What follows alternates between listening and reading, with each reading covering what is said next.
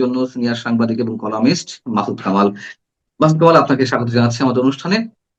এবং আমরা একটু আলোচনা করতে চাই, বাংলাদেশের মানুষের ভাগ্য কি আসলে মানুষের হাতে রয়েছে, বাংলাদেশের মানুষের হাতে, নাকি এখনো পর্যন্ত বাইরের বিশ্ব নিয়ন্ত্রণ করছে? অথবা ভারতের বিভিন্ন গণমাধ্যমে এমনটি দাবি করা হচ্ছে যে তারেক রহমানের সম্বল মুক্তিযুদ্ধ এবং ভারত, অর্থাৎ ভারতের সঙ্গে একটা নেগোসিয়েশন হয়েছে, এমনটি দাবি করা হচ্ছে পরোক্ষভাবে। আপনি কি মনে করেন আসলে তেমনটাই, যে তারেক রহমান ভারতের সাথে কোনো ধরনের সমঝোতা করে বাংলাদেশে ঢুকতে পেরেছে এবং তার যে নিরাপত্তার ঝুঁকি ছিল সেটিও আমরা দেখছি যে সেই ঝুঁকির মধ্যে তিনি এসেছেন, যদিও বাংলাদেশ সরকারের পক্ষ থেকে নানান ধরনের আয়োজন করা হয়েছে। আসলে ভারতের বিষয়টি কি, তারা কি চিন্তা ভাবনা করছে? ভারত কি চিন্তা ভাবনা করছে এটা হয়তো আমি সরাসরি আমি জানবো না, কারণ ভারত তারা আমার সঙ্গে আলাপ করে এই কাজটা করে নাই। আর আমিও ভারতের সঙ্গে এমন কোনো যোগাযোগ রাখতে পারবো না যে আমি তোমরা কি চিন্তা করছো আমাকে বলো, আমি একটু শুনি। এটা হয় না। একটা বিষয় জানেন, সব সময় না এক ধরনের আপনার অদৃষ্টবাদী এক ধরনের চিন্তা ভাবনা মানুষের মধ্যে কাজ করে। মনে করেন আমার পার্শ্ববর্তী একটা দেশ, তারা বড় দেশ, আমরা ধরেই নেই তারা আমাদেরকে সবসময় কিছু সাজেশন দেয়, সেই সাজেশন যারা মানে তারাই চলে, এরকম কিন্তু হয়। এটা আমি অনেকদিন ধরেই বলি যে মানে পার্শ্ববর্তী একটা দেশ সে চাইলেই কি ধরেন আমার গ্রামের যে লোকটা যে ভোট দেয়, ধরেন যে লোকটা ভোট দেয়, এখন ভারতের সর্বোচ্চ ব্যক্তি কি গ্রামের লোকটাকে বলে দেয় যে তুমি ওই জায়গায় ভোট দিও না, ওই জায়গায় ভোট দাও? কি তারা বলে? আমি কিন্তু এভাবে দেখি জিনিসটাকে। আমি আগেও বহুবার বলা হয়েছে ভারত বাংলাদেশে আওয়ামী লীগকে রাখতেছে, আওয়ামী লীগকে টিকে রাখতেছে ভারত। ভারত কিভাবে টিকে রাখতেছে এটা আমার কাছে ক্লিয়ার না কখনোই। পাকিস্তান কিভাবে টিকে রাখতেছে এটা আমার কাছে ক্লিয়ার না কখনোই। এটা আমি যেভাবে বুঝি আর কি, আমার হিসাবটা হলো কি, তারা একটা এনভায়রনমেন্ট ক্রিয়েট করে। তারা যে কাজটা করে একটা এনভায়রনমেন্ট ক্রিয়েট করে, মানুষের মধ্যে একটা আপনার হুজুগ তৈরি করার জন্য একটা এনভায়রনমেন্ট ক্রিয়েট করে। অথবা সরকার যারা চালায়, রাষ্ট্রযন্ত্রকে তারা প্রভাবিত করতে পারে। মনে করেন ভারতের যে যারা প্রধানমন্ত্রী আছেন অথবা যারা নাকি পররাষ্ট্রমন্ত্রী আছেন, তারা আমাদের দেশের যে পররাষ্ট্র উপদেষ্টা অথবা আমাদের দেশের যে প্রধান উপদেষ্টা, তাদেরকে প্রভাবিত করতে পারে। যদি প্রভাবিত হতে চায়, না চাইলে নাই। কিন্তু তারা আমার ভোটারকে প্রভাবিত করবে, তারেক রহমানের দেশে আসবে, ভারতের পারমিশন নিয়ে আসবে। এখন এগুলো আমি বুঝি না ঠিক, সত্যি কথা বলতে গিয়ে আমার কাছে এটা ক্লিয়ার না। তারেক রহমান যখন বলেন যে আমার আশাটা আমার ইচ্ছার উপর ডিপেন্ড করে না, তখন আমি বুঝি না সেটা কি বলতে চায় আসলে। যদি বলে যে আমি ভারতের পারমিশন নিয়ে ধরার, এখন যেটা বলা হচ্ছে যে উনি এটা বললেন কেন, তার মানে উনি ভারতের পারমিশন ছাড়া আসতে পারছিলেন, উনি ভারতের পারমিশন নিয়ে আসলেন। ভারত বলছে হ্যাঁ আপনি যান, অতএব সে আসছে। যদি আমি এটা ধরি, তাহলে তো তার বাকি জীবন তো ভারতের কাছে সবসময় জিম্মি হয়ে থাকবে। তো এইটা কি হয় নাকি রে ভাই? আমি না এইভাবে বুঝি না। হতে পারে যদি একদম করদ রাষ্ট্র হয় তখন হতে পারে, কিন্তু একটা সভরেন কান্ট্রি এটা কিভাবে হয় আমি আমি জানি না। মিটিংটা কবে করলো, কোথায় করলো, কিভাবে করলো, টেলিফোনে করলো, হোয়াটসঅ্যাপে করলো, নাকি সিগনালে করলো, নাকি? আমি না এগুলো আছে আমার কাছে ভাই ক্লিয়ার না। হইতে পারে আমি না, ছোট মানুষ। সেটি নয়, বিষয়টা হচ্ছে যে আপনি যেটা বলছেন যে একটা আবহাওয়া সৃষ্টি করা, একটা পরিবেশ সৃষ্টি করা, সেই জায়গাগুলো থেকেই এই প্রশ্নগুলো উঠে আসছে। বা আওয়ামী লীগের সময় তো তাহলে তো আমরা কি বলবো যে না, ভারত আওয়ামী লীগকে এককভাবে প্রশ্রয় দেয়নি, ভারত একচোখা দৃষ্টি অবলম্বন করেনি, করেছে তো, এটা তো সত্য কথা। নাহলে তো এই তিনটি নির্বাচন। আওয়ামী লীগ 14 বছর টিকে ছিল।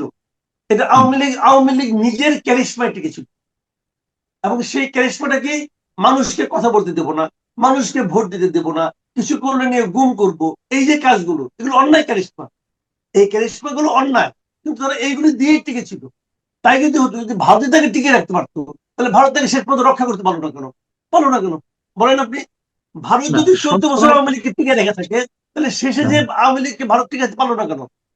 সব ভারত ধরনের কি খেলা চেষ্টা তো করছে? সবসময় সফল হয় না, এটা তো আমরা জানি, তাই না? যেই রোনালদো যে যে খেলা স্টাইলে খেলছে, দেখলামই না। তার যে তার যে গোল না গোল না, আমার দেওয়ার কথা হলো স্টাইল। যে খেলার দৃশ্যমান, সেখানে যে আদৌ একটা খেলা চলছে, এটা আপনি গ্যারান্টি দিয়ে বলবেন কিভাবে? আপনি কিন্তু ধারণা করতেছেন। আমি ধারণা, ভারত কি করেছে শোনেন, আমি যেটা মনে করি ভারত কি করেছে, ভারত আওয়ামী লীগ গভর্নমেন্টকে সাপোর্ট দিয়েছে যে তোমরা এগুলো করো, আমি কিছু বলবো না। এখন এই গভর্নমেন্টকে ভারত সাপোর্ট দিচ্ছে না, বাংলাদেশের গভর্নমেন্ট যা কিছুই করতেছে ভারত কিন্তু ওখানে বিরোধিতা করতেছে, না এটা ঠিক হচ্ছে না, ওটা ঠিক হচ্ছে না বলতেছে। কিন্তু আমাদের হিন্দুদেরকে তোমরা মারতেছ, ওটা করছো বলতেছে। এতে কি হয়েছে? এতে কি আমাদের গভর্নমেন্ট পড়ে গেছে? গভর্নমেন্ট ভাই পড়ে না। আপনি দেখেন আমাদের বিষয় নিয়ে ভারতের সমস্ত মিডিয়া এবং ভারতের গভর্নমেন্ট পর্যন্ত বলতেছে এগুলো অন্যায় হচ্ছে, অন্যায় হচ্ছে। সারা দুনিয়াকে তারা বলতেছে অন্যায় হচ্ছে, তারা বলতেছে। এতে কি আমার গভর্নমেন্ট পড়ে গেছে? আবার ভারত যখন শেষ দিন পর্যন্ত শেখ হাসিনাকে সাপোর্ট দিছে, শেখ হাসিনা গভর্নমেন্ট ভারত টিকে রাখতে পারছে? পারে নাই তো ভাই। আসলে ক্ষমতাটা জনগণের কাছে।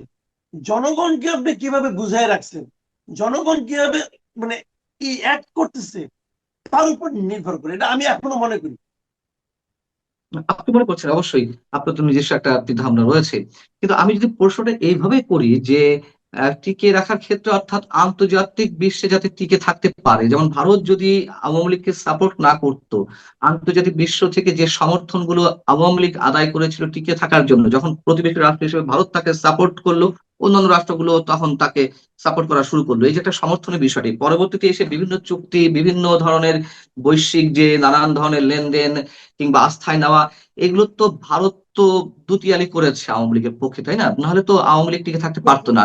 সেম অ্যাজ এই সরকারের ক্ষেত্রে, ডক্টর ইউনূস সরকারের ক্ষেত্রে যে অভিযোগটি রয়েছে, বা ভারত তো সরাসরি কথা এইভাবে বলছে নির্বাচিত সরকার এলেই সম্পর্ক উন্নয়ন হবে, তার মানে পরোক্ষভাবে এই সরকারের সাথে কোনো ধরনের সম্পর্ক উন্নয়ন তারা চাইছে না। আগামী 2-1 মাসে চাইবে কিনা আমি জানি না। বিষয়গুলো হচ্ছে এই যে আন্তর্জাতিক নানান ক্ষেত্রে বাংলাদেশের যেই প্রাপ্তিগুলো ছিল বা সুযোগগুলো ছিল, ভারত শুধুমাত্র সমর্থন না করার কারণে সেদিক থেকে পিছিয়ে যাচ্ছে, পিছিয়ে যাওয়ার কারণে এই সরকারগুলো দুর্বল হয়ে যাচ্ছে। সেই দুর্বলতার জায়গা থেকে সরকারের পতন কিংবা দুর্বল হয়ে টিকে থাকার বিষয়গুলো ঘটে, এরকম কি হয় না? হয়, এখন তো হচ্ছে। আমার দেখা মতে আমি তো ভাই মানে এই দেশের জন্ম থেকে তো আমি দেখতেছি। আমার দেখা মতে বাংলাদেশ বর্তমানে যে সরকার আছে তাদের সঙ্গে ভারতের যে সম্পর্ক, এত বৈরী সম্পর্ক আমি আমার জীবনে কখনো দেখিনি। এত বৈরী সম্পর্ক আমি দেখিনি। আমি এখনো দেখিই নাই যে এই সরকারে, বাংলাদেশের এই যে বর্তমান সরকার আছে, এই সরকারের কোনো একটা কাজে ভারত এ পর্যন্ত সমর্থন দিচ্ছে আমি দেখি নাই কিন্তু। তারপরে কি সরকার টিকে আছে না? আছে তো। এই সরকারকে জিজ্ঞাসা করেন আপনি কি অস্বস্তিতে আছেন, আপনি কি খারাপ আছেন, বলবেন না আমরা খুব ভালো আছি। তারা খুব ভালো আছে। এবং এই সরকারের পতন ভারত ঘটাতে পারবে? পারবে না তো। যুদ্ধ করতে হবে। তারা কি করে নাই বলেন? আমাদের যে সমস্ত পণ্য ভারতে আমরা রপ্তানি করতাম তার মধ্যে 11টা 12টা পণ্য তারা বন্ধ করে দিচ্ছে। আবার কোনো কোনো এমন করছে যে দিতে পারবা মুম্বাই পোর্টে যে দিতে হবে, মানে এখানে দিতে পারবে না, মুম্বাই পোর্টে যেতে হবে। মানে এগুলো তো ইয়ার্কি ফাজলামি না? ইয়ার্কি ফাজলামি তো করতেছে আমাদের সঙ্গে। তো কি হয়েছে আমাদের? এগুলো হ্যাঁ, দীর্ঘমেয়াদে সমস্যা হয়, দীর্ঘমেয়াদে অর্থনৈতিক দুর্বলতা চলে আসে, অর্থনৈতিক সংকট তৈরি হয়। আমাদের দেশের মানুষ ভারতে যাইতে পারতেছে না, চিকিৎসার জন্য যারা যায়, যারা শিক্ষার জন্য যায়, তাদের এইটা ভিসা কেন্দ্র বন্ধ করে আবার ওখানে আমরা করতেছি, আমরা বন্ধ করতেছি। সবগুলো কিন্তু একটা বৈরী পরিবেশ। তারপরেও অন্তর্বর্তীকালীন সরকারের মধ্যে এটা তো সবচেয়ে বেশি দিন টিকতেছে। 1.5 বছর তো হয়েই গেল, 111 বাদ রাখি। তো এটা তো আসছে রে ভাই। তো বিষয়টা হলো কি জানেন, আমি বলি আপনাকে, আমি আমি যেটা মনে করি, যারা নাকি এখন বলতেছে যে তারেক রহমান ভারতের পারমিশন নিয়ে ঢুকছে, আমি ভাই এত সরলীকৃত সিদ্ধান্তে পৌঁছি না। অন্য কিছু হতে পারে, উনি কি বলছেন আমি জানি না, কিন্তু ওনার ওই পোস্টটা আমার পছন্দ হয় না। যে অন্য কারোর উপর আপনাকে ডিপেন্ড করতে হবে কেন? আপনি ভাই জনগণের নেতা, আপনি ডিপেন্ড করবেন জনগণের উপর। যদি জনগণের বাইরেও আপনি অন্য কোনো শক্তিকে জনগণের চেয়ে বেশি শক্তিশালী মনে করেন, তাহলে রাজনীতি করেন না। তাহলে তো আপনার আমি ভরসা করতে পারবো না। তাহলে মাসুদ কামাল, আপনি যেটি বলছেন অবশ্যই ঠিক আছে কোথাও না কোথাও থেকে, কিন্তু প্রশ্ন তো রয়ে যায়, যেখানে তারেক রহমান নিজে পাবলিক করলেন ফেসবুক স্ট্যাটাসের মাধ্যমে যে তার ফিরে আসার বিষয়টি তার নিজের একান্ত ইচ্ছা অনিচ্ছার উপর নির্ভর করছে না, তার সঙ্গে তৃতীয় কোনো শক্তি বা তৃতীয় কোনো রাষ্ট্র জড়িয়ে রয়েছে। বাংলাদেশের রাজনীতি যে তৃতীয় শক্তি বা তৃতীয় রাষ্ট্রগুলো একেবারে খোলাখুলি ভাবে, নগ্ন ভাবে তারা হস্তক্ষেপ করছে, তার আরো একটা উদাহরণ যদি দিই, সাবেক প্রধানমন্ত্রী শেখ হাসিনা একাধিকবার উচ্চারণ করেছেন যে 2001 সালের নির্বাচনের আগে যদি তিনি যুক্তরাষ্ট্রের গ্যাস চুক্তিতে বা ওই সংক্রান্ত প্রস্তাবে রাজি হতেন, বা সেন্ট মার্টিন বিষয়ে নানান ধরনের প্রস্তাবে রাজি হতেন, তাহলে তাকে 2001 সালের নির্বাচনে ক্ষমতায় ফিরে আসতে সমস্যা হতো না। অর্থাৎ তিনি রাজি হননি বিধায় ওই রাতেই নাকি ভাগ্য নির্ধারণ হয়ে গেছে। তাহলে এই যে তারেক রহমান, শেখ হাসিনা, তাদের যে বক্তব্য, এই বক্তব্যগুলোকে আমরা একেবারে অন্তঃসারশূন্য হিসেবে ধরে নেবো, শুধুই পলিটিক্যাল বক্তব্য, নাকি বাস্তবতা কিছু আছে বাংলাদেশের নির্বাচন কেন্দ্রিক তৃতীয় রাষ্ট্রগুলো খেলার যে বিষয়গুলো? শুনেন, বাস্তবতা কিছু অবশ্যই আছে, একদম যে নাই তা, কিন্তু সেই বাস্তবতাটা কিসের উপর ভিত্তি করে হবে? ভিত্তিটা হলো জনগণ। দেখেন, শেখ হাসিনার সঙ্গে আমেরিকান গভর্নমেন্টের বিরোধটা শেখ হাসিনা স্পষ্ট করেছেন আরো কয়েক বছর আগে, উনি ক্ষমতাচ্যুত হওয়ারও কয়েক বছর আগে। কিন্তু এটা কখন বাস্তবায়িত হতে পারলো? যখন জনগণ তার বিরুদ্ধে চলে গেল। যদি জনগণ তার পক্ষে থাকতো তাহলে এটা আপনি দেখতেন না। এখন জনগণ যখন তার বিরুদ্ধে চলে গেল, তখন অনেক দাবিদার চলে আসলো কিন্তু। তখন মানুষ খোঁজা শুরু করলো, এই কারণে হয়েছে, ওই কারণে হয়েছে, সেই কারণে হয়েছে। যখন কোথাও একটা বজ্রপাত হয়, আমি আপনাকে একটা এক্সাম্পল দিয়ে বলি। ধরেন বজ্রপাত হলো, কোনো কারণ টারণ কিন্তু নাই। বজ্রপাত ভূমিকম্পের কি কোনো দৃশ্যমান কোনো কারণ আছে? নাই তো ভাই, হয়ে গেল। তারপরেও মানুষ কারণ খুঁজে, যে বজ্রপাত তো হলো কেন, এত লোক থাকতে ওই লোকের মাথার উপরে পড়লো কেন? তাহলে দেখো ও নিশ্চয়ই কিছু একটা করছে। দেখো, খুঁজে দেখো, ও তার মায়ের সঙ্গে বেয়াদবি করছে, বাপের মনে দুঃখ দিছে। এরকম বাপ মায়ের মনে দুঃখ অনেক লোকে দেয়, তার মাথায় বজ্রপাত হয় না রে ভাই। যখন বজ্রপাত ঘটে যায়, তখন লোকে কারণ খুঁজে বেড়ায়, এবং খুঁজে বেড়ে একটা সান্ত্বনা পাওয়ার চেষ্টা করে, এই কারণে এটা ঘটছে। তো আমার এখানে ঘটছে ভাই জনগণের জন্য। জনগণ ঘটাইছে, জনগণের পুঞ্জীভূত ক্ষোভ জমতে জমতে জমতে জমতে একটা পর্যায়ে আসছে। একটা স্পার্ক ছিল ছাত্রদের আন্দোলনটা। তারপরে অনেক বীর এসে গেছে, আমেরিকা বলে আমি ফালাই দিছি, অমুকে বলে আমি, হ্যাঁ, সবারই আগ্রহ ছিল, সবাই হতো সে আগুনে ঘি ঢালছে। কিন্তু আগুনটা তো ভাই জ্বলতে হয়েছে নাকি? আপনি ঘিয়ের বোতল নিয়ে ঘুরতেছেন, আগুন জ্বলে নাই, আপনি ঘি ঢাললে আগুন জ্বলবে? আগুনটা তো জ্বলতে হয়েছে। আগুন জ্বলার জন্য তো আপনার অনুকূল পরিবেশ থাকতে হয়েছে।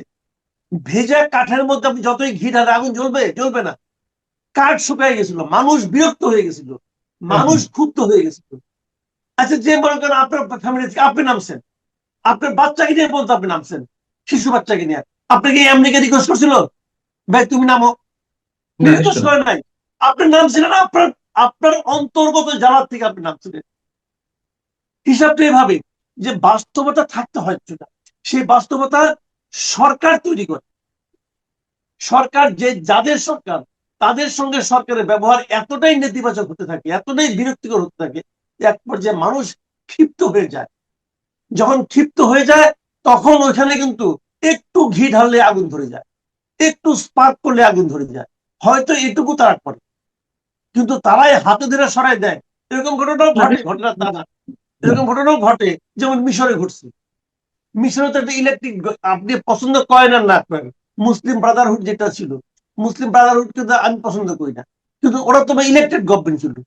ওদেরকে তো সরাই দিয়ে সিসি ক্যামেরাতে আমেরিকা বসাইছিলেন ভাই, এটা তো আমরা সবাই দেখছি চোখের সামনে। তো এগুলি একভাবে ঘটে।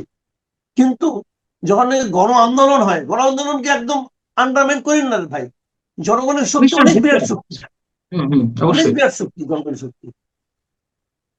না, সব ঠিক আছে, তাহলে আমরা জামাতের হিসাবটা কিভাবে মিলাবো? জামাতের যে আহ, সংখ্যা ভোটের, আহ, সেটি বেড়ে হয়তো দ্বিগুণ হয়েছে, মানে 4-5% থেকে 7-8-10-12 পর্যন্ত হলো, কিন্তু বিভিন্ন জরিপে দেখা যাচ্ছে বিএনপির সাথে একটা হাড্ডাহাড্ডি লড়াইয়ের মধ্যে আছে, এবং বিশাল একটা শক্তি সঞ্চয় করেছে জামাত।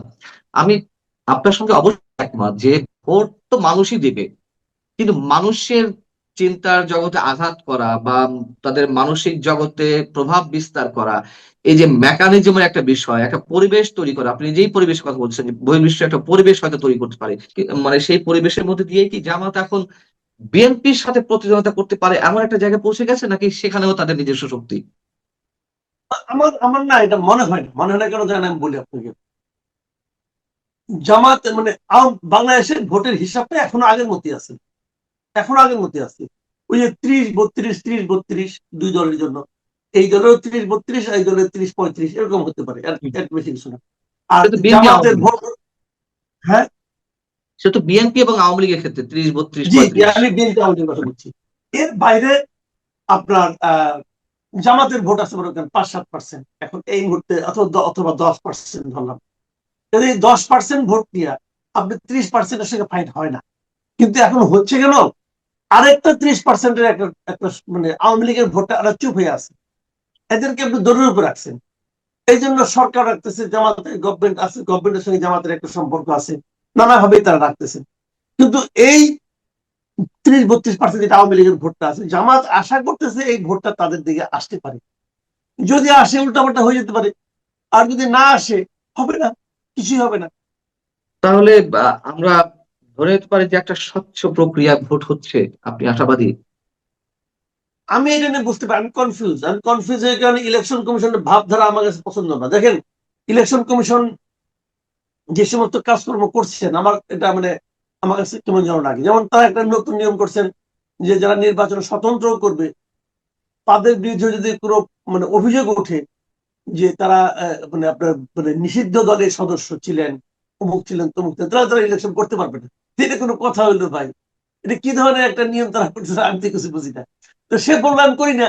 আচ্ছা, যে লোকটাকে আওয়ামী লীগ করতেন বিএনপিতে জয়েন করছে, তার জন্য কি এটা প্রযোজ্য বলেন? এখন এক সময় আওয়ামী লীগকে এখনো তো নিষিদ্ধ দল তো না, আওয়ামী লীগ তাদের রাজনৈতিক কর্মকাণ্ড স্থগিত, আওয়ামী লীগ তো নিষিদ্ধ দল না। তাহলে এই সমস্ত কথাবার্তা ইলেকশন কমিশন নতুন ঘটা করে বলে কেন?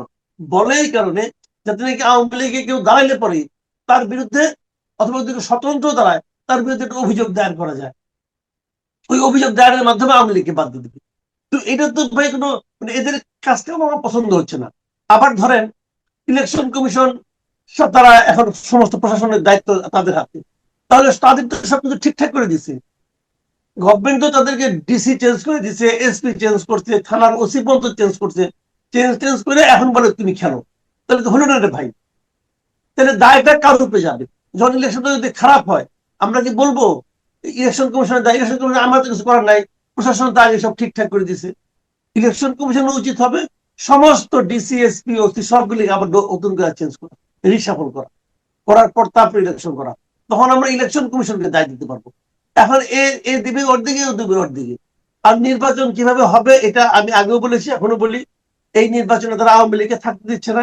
বাট আনফর্চুনেট অথবা ফর্চুনেট যাই বলেন না কেন, আমি জানি না আপনি কি বলবেন, যাই বলেন না কেন, এই নির্বাচন আলটিমেটলি নিয়ন্ত্রণ করবে আওয়ামী লীগ। যদি আওয়ামী লীগ যদি বলে আমি ভোট দিতে যাব না, কাউকে যেতেও দেবো না, সেটাও গভর্নমেন্টের জন্য একটা বিব্রত, ইলেকশন খারাপ হবে। আওয়ামী লীগ যদি বলে আমি সব ভোট অমুক জায়গায় দিয়ে দেবো, তাও দেখবেন ইলেকশনের রেজাল্ট অন্যরকম হয়ে যাবে। আবার আওয়ামী লীগ যদি বলে আমরা ভোটই দিতে যাব না, তখন দেখা যাবে ভোট কাস্টিং কম হবে। কাজে একটা বড় পার্ট যাদের হাতে, তাদেরকে বাদ দিয়ে যদি আপনি কিছু করেন তাহলে এরকম হবে। আওয়ামী লীগ কিন্তু পুরো, মানে আপনি যদি বলছেন অবশ্যই বাস্তবতা সেটি বলছে, কিন্তু এই সেই 5%, 10%, 15% যারাই ভোট দিক না কেন, যত পার্সেন্টই ভোট কাস্টিং হোক না কেন, তার মধ্যে দিয়ে তো একটা রেজাল্ট বেরিয়ে আসবে, এবং সেটিও বা কতখানি মানুষের কাছে গ্রহণযোগ্য হবে সেটা নিয়ে একটু প্রশ্ন থেকে যায়। এটা হতে পারে, এটা এটা তখন যখন হবে তখন বোঝা যাবে যে কোনটা হবে, আসলে কোন ধারায় যাবে, তার উপরে তো নির্ভর করবে কোনটা হবে। সবকিছু মিলিয়ে ভালো কিছু ওয়েট করছে না আমাদের জন্য। আমার কাছে মনে হয় না। অনেক ধন্যবাদ সাংবাদিক মাসুদ কামাল, আমাদেরকে সময় দেওয়ার জন্য। আপনি ভালো থাকুন, দর্শক আপনারাও ভালো থাকুন।